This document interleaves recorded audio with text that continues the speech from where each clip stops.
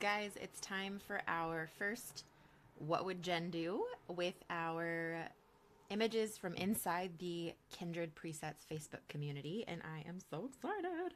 So our first set of images is coming from Adelyn Elizabeth out of Tennessee, and she primarily edits with the main character from the Mary Costa Collection. But the issue that she's having with these images specifically is keeping the overall luminosity that she's following or like tracking down, going for. I speak English. But having film like greens. And I'm not sure where she shot these. I know she's based out of Tennessee, but photographers are going to photographer. I don't know where these were taken. The thing to note though is that greens are different from like literally like lawn to lawn, but especially state to state. So some of these tweaks might work for you wherever you are, but it's something to keep in mind that really anytime the exact same change isn't going to work the exact same way from session to session. That's just not how this goes, because we aren't shooting in the same light with the same people at the same time of day on the same grass all the time. So let's just hop in and see what's up. Okay, so here is our one click, and I'll just pull up our raw on the left so you can keep track of our changes. But here is our one click. Now, before I dig into any greens, we want to make sure that we have the overall lift of the image, the luminance, where we want it. And the first thing we're going to do here at Kindred, at least, our number one goal all the time is going to be that skin tones are not just beautiful and luminous, but they're also accurate. So we always want to make sure, and now obviously these weren't my clients. I haven't seen them with my own two eyes, but I can discern here that they are lighter skinned people with just a hint of melanin from our beautiful bride. So we want to make sure that we are retaining all of that beautiful color. So I'm just going to pull down my exposure just a little bit before we hop in there. And then because we aren't going to give away any trade secrets in these videos, I'm not going to open up our tone curve and handle our shadows in there. But on an overcast day like this, unless you are turned toward the sun, we are to expect shadows in our skin. It's going to highlight wrinkles, bags, things like that. So one of the ways that we can combat that for our clients is by lifting our shadows. Now what you're going to see is that has cost us just a little bit of depth, not too much, but her hair has now gone a little bit towards gray. So we're going to counterbalance that by pulling our blacks down just a little bit. Okay, so as a familiarity, as a reminder, that's not even, wow. As a reminder, here's where we started and here's where we are. Now, the greens, are they giving film? No. Are they giving glorious? No. They're even splotchy. And we are not here to fix splotchy today. We are here to fix the overall tone and color. So let's pull out of our before and after and let's take a look here. Now, one thing to note, his shoes they were indeed blue.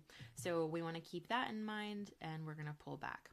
Now, like I said, we can't hop in and give away any trade secrets, but I do have my color mixer set to one hue at a time. Now, what you're going to see down here is that our saturation on our greens is very low and our luminance is lifted. Now, if you have never played with your HSL before, that is what this is. It used to be called that. I'm that old. If you've never played with it before, things to note. You can change the color of your color.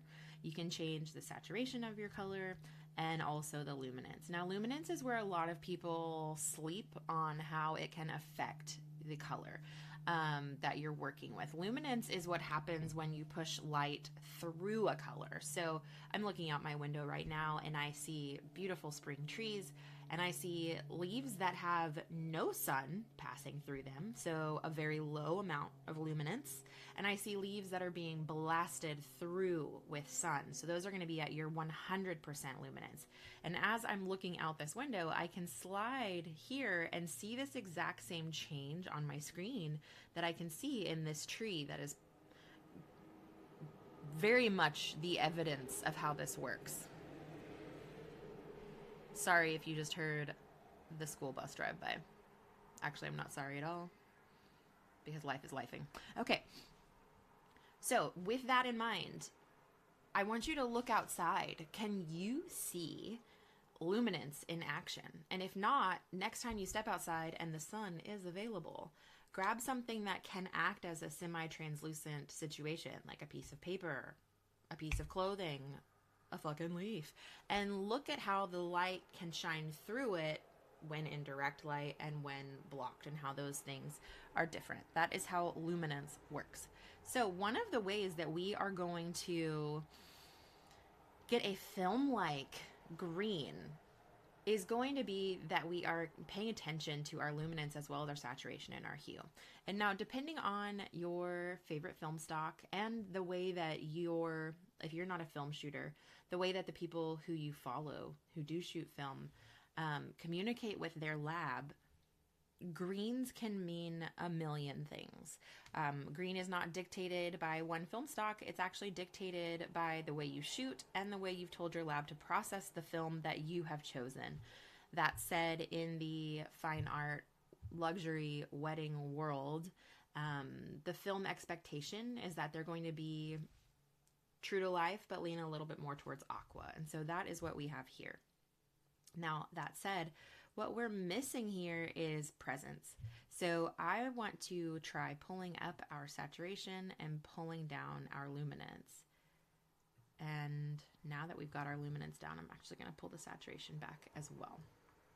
Now, Adelyn, here is what I would say in this specific scenario. If you really want your greens to sing and you have the time and you're like hoping to put this on your website, would I jump in and use these incredible tools to patch my grass? Yes. Yes, I would. At least in these larger swaths of dead grass, I would grab those and let's just see what happens. Let's see if it corrects it. So we're going to subtract her shoe. And let's just see. Awkward silence. And I'm going to let you sit with it by not letting you sit with it. Oh God, how horrible is that? No, this was not the move. This was not the answer. Abort. Abort. Maybe the clone stamp. Listen, this isn't what we're here for. But would I do this? Absolutely. Absolutely, yes, I would. If I was trying to make it a hero image. Anyways, back to the real world. And not the AI one. Let's pull this up to like a 17 and let's go see. Let's compare. Where were we before we started this journey? So here's where we were. Here's where we are. It's not that big of a shift, but see that difference in luminance and see how much heavy lifting, heft, whatever. See how much work it's putting in here for us? It's quite a bit. Now I am going to lift that saturation just a touch too. If you are somebody who has been editing for years, you already know this and you've probably already tuned out unless you're just here for the banter, in which case, welcome to my mind. But I'm going to go ahead and sync these up. If you've never synced before, yeah, these videos are going to be a lot of being in my head and then me explaining the same things over and over again because you don't know what people know until you know what people know. And I would like to know that people know all the things, and the only way I can make sure I know that is if I'm teaching them. So here we are. When you are syncing, you can either hit sync, you guys, or you can hit Shift Command S. And from there, you want to make sure that you have these things specifically picked if you're wanting to sync an image across all the way. I like to have my profile, all of my basic, my curve, my color mixer, and my color grading. From there, it's a little bit more artist specific. You could absolutely move over your detail, your lens corrections. Transform is going to get weird. Lens blur is going to get weird. And then any of your AI adjustments, like your removals, are going to be challenging to work from section to section. And if I'm going to do a crop, I'm only going to keep my aspect ratio, because nothing will make you feel more drunk than applying a straightened angle crop from image to image. I swear, the times that I have done that and the amount of my life I have wasted. Anyways, so we're going to sync these across. Now, like I said, Adelyn, are these my dream film greens? No, not really. They're not. But part of that is because they aren't dense, because we've got dead areas as well. Now the curiosity has hit me. I'm going to go look at yellows. Sometimes greens also exist in yellows. This is why we stay curious, people. Stay curious. A lot of that deadness, is deadness a word? Surely deadness is a word. Should we Google it? No. No. Deadness. Curiosity, literally, I don't know. I do editing mentorships, and a lot of people get very stuck in their brain while they're editing. And I don't know about you, but my brain is not always a safe place. But when we get stuck in our brain in worry mode versus curiosity mode, it takes us out of the ability to problem solve like an artist. So what just happened there was me feeling like this is good enough, but not good enough to actually help somebody. And so I had to push myself out of good enough into stay curious mode. So if you are finding yourself in your editing moving out of curiosity mode into a different one, my urge to you would be to try and stay in curious mode, because problems are only solved through curiosity. Hard stop. Well, curiosity or fear. But hopefully your clients aren't making you afraid. That's a separate video, and it's not an editing one. So let's pull our... It's important that we take a look at what else is yellow, though, you guys. These chairs lend themselves towards yellow. So we can't just be like, and now the yellows are green. I mean, you could mask them out, but who has time for that in this economy? No. So we're going to pull them up a little bit, but we want it to stay reliable. Reliable's not the word. Realistic. And make sure that we don't pull those out. Now, the same could be said for her beautiful daffodils here. Wow, that's his crotch.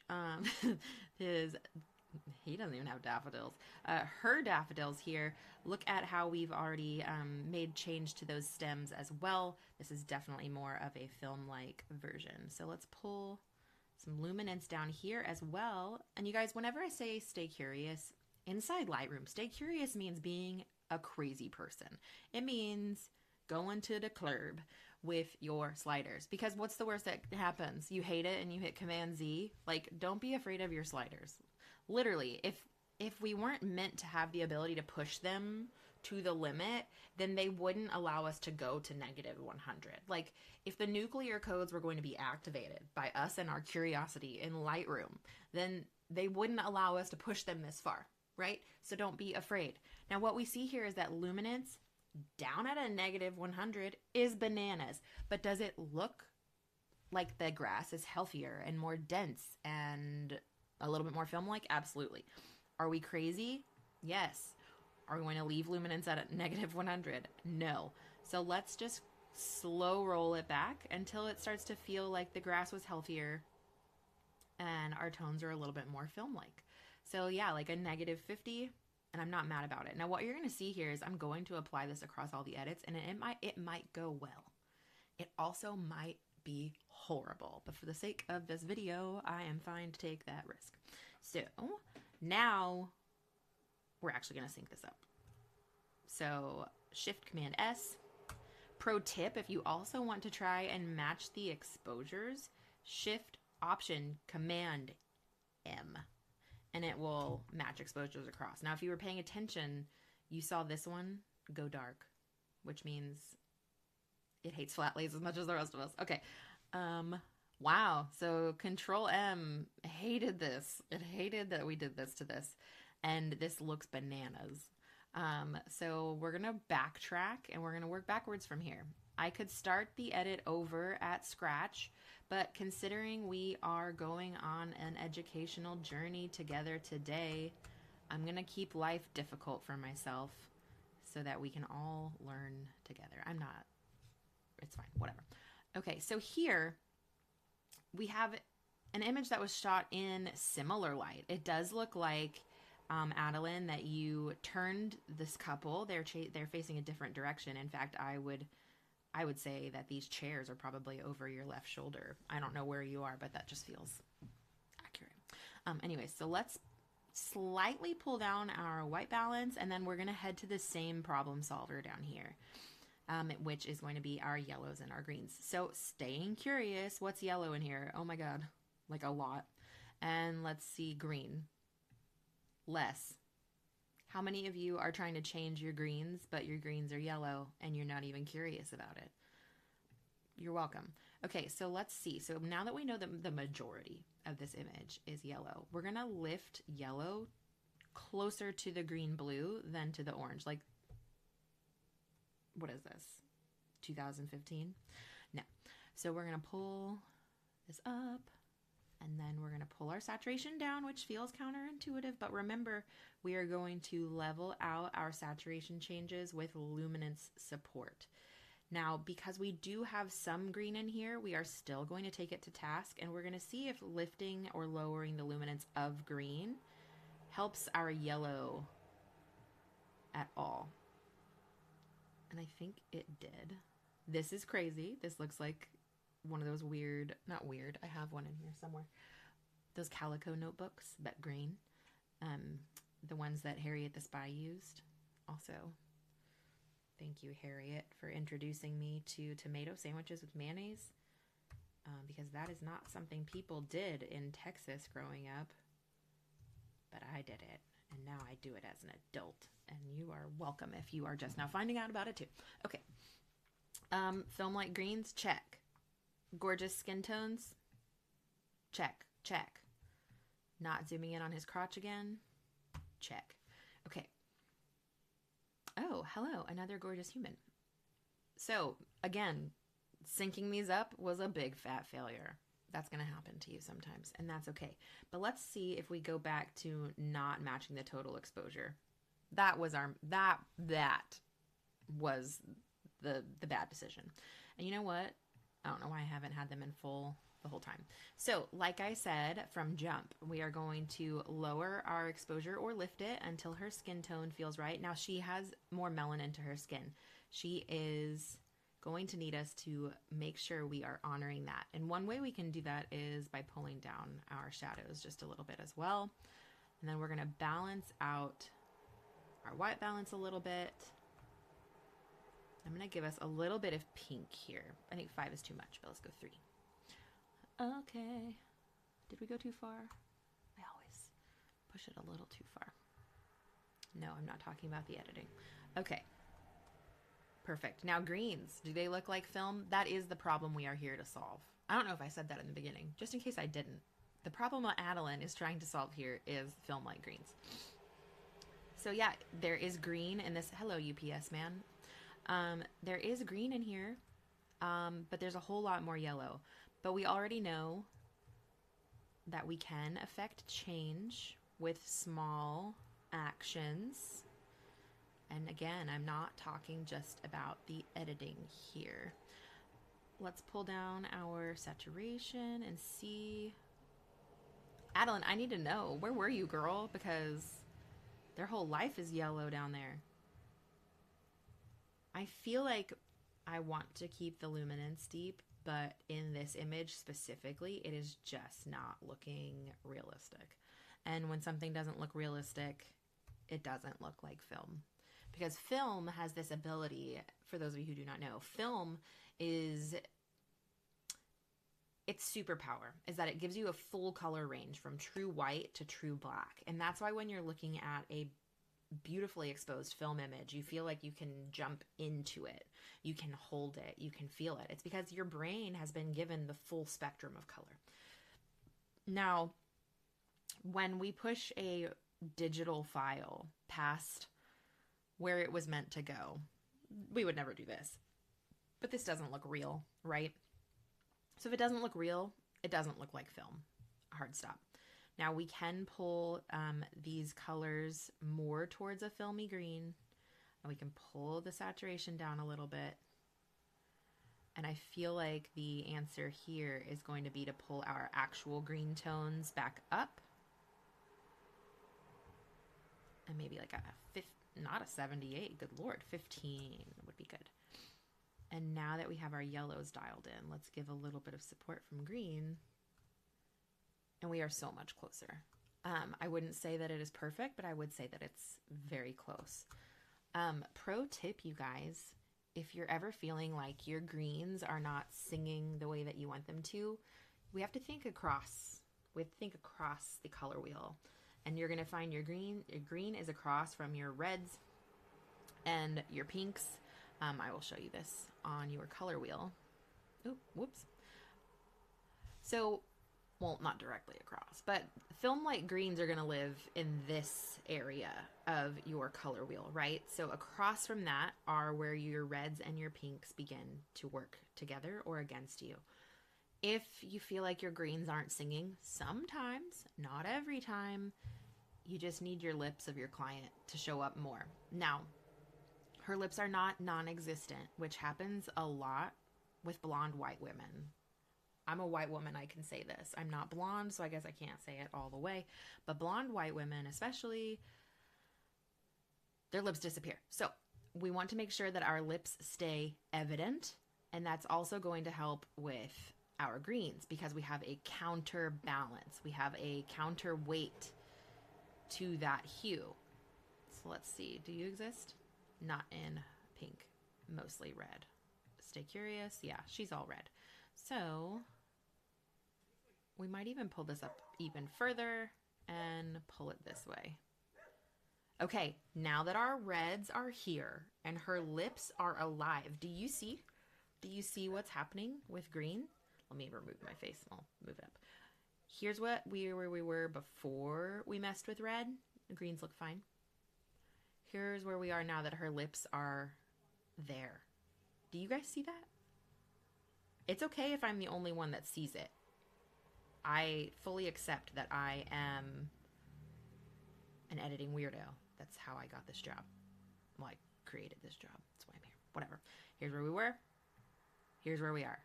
It's small, but it is a mighty change. You're welcome. And let's go back to before we matched exposures.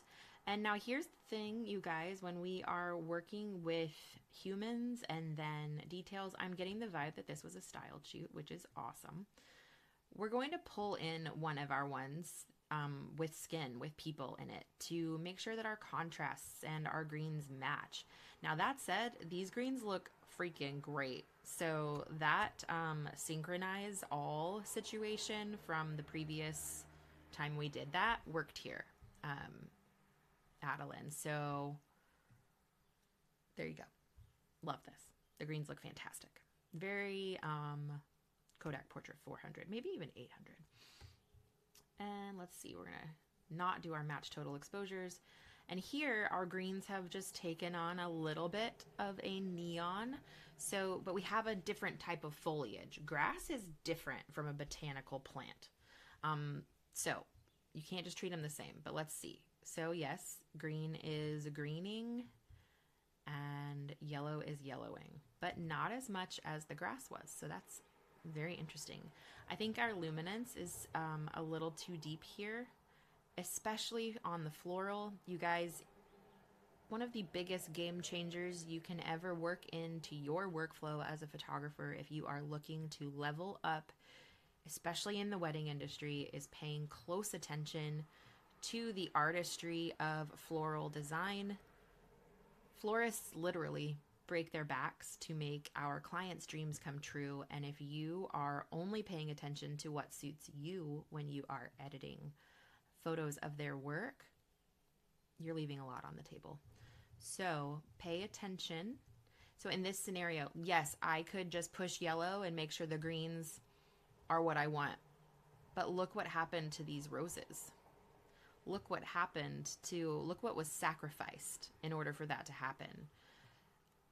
if this wasn't a styled shoot, and hell, even the fact that it was, the person who hosted this styled shoot worked with the florist specifically to get these florals and blooms and this vibe the way that they wanted them. And likewise, it would be the same for your client to go through painstakingly seeing what they want their floral to feel like, and then to invest in that floral. And then your florist is going through the investment of time and skill and physical labor to make sure that those things come true. So we want to make sure that we are protecting those investments while we make our changes as florists, photographers. Okay, so the flowers look the way that they did in real life, though the greens are, granted, very different than what they were,